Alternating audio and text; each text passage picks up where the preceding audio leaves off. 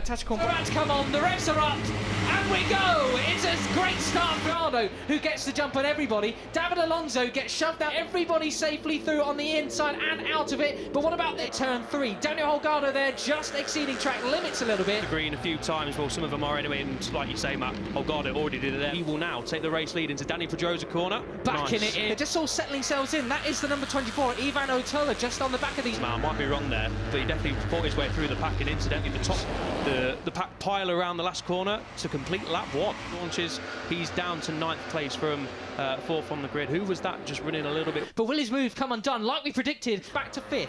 Yeah, it's almost like we know what we're talking about, Matt, when we predict those passing moves. For 10, isn't it? That was, is that 64? Munoz. Herrera, is he going to make a move into the final corner? He's not. But now he's got race leader Holgado well in his sights. Holgado. Probably not. No, probably not. Absolutely not. I can't get tired of the action. He has been broken by the slipstream effect. Has been broken. He can't catch on to the back. How fast the lap times? 1:49.6, the best one so far. Changes, and yeah, the gap between Moreira in 5th in Milan is just. He's got Aji behind him in 9th. That's a good start from the Indonesian rider, who, well, maintaining his qualifying and grid position. But behind, down to 15th, Elliott. What has happened there? Hopefully, we get to see some kind of a little bit beaten up there, hasn't he, on the opening couple of laps? But I'm sure he'll regather his thoughts.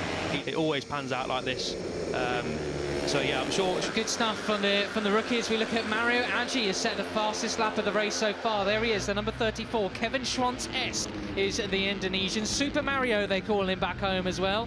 Remember, he's been involved in some hectic fights, or 3 leading the field in the Asia Talent Cup over the last several years. Not and 6, for nearly 5 abreast. And look at that, Diogo Moreira, the Brazilian, at the end is just that. Yeah, exactly right, man. I know it's early in the season, so obviously the riders don't want to let Alonso get too far ahead, because if he gets too far ahead, like Pedro... Knuckles every little vein, and Munoz nearly using that knowledge to his full around. Do I see a few bike legs there? Yeah, we definitely do, but incidentally, well, I was going to say Moreira. And Diogo Moreira, so we could see, Elliott, 6 laps to go. We could see right there as we now enter the next fast and flowing section there. See, keep an eye on the lap times, would you, as they come across the line. Live timing once the charge, he's just there in behind Ortola. There he is, we're just focusing on him. Season, whoever wins here could join the likes of Lorenzo Savage. 4, 5 abreast as they break down into turn 6. David Alonso moves up a few. The closing stages, and they've both said... Who's that making a big move up the inside? Coming to the Jorge Lorenzo corner. Holgado, 5, 6, 7, 8, 9, 10 riders in this leading group. David Munoz, just to make it easy for us, started from P7 field, so he makes a move up the inside then. That was Colin Vire. He was overtaken. Breaking down into turn 6. Diogo Moreira has made a bid for the lead, and he takes a super. And this is the point, Elliott. You and me were chatting yesterday about this very race. Would you the stage in the race when it gets a little bit more frisky? Case in. I don't think we are. Ortola's just showing a wheel, but not quite. But 10 riders, and any one of them could win this race. As a little bit halted by the Indonesian.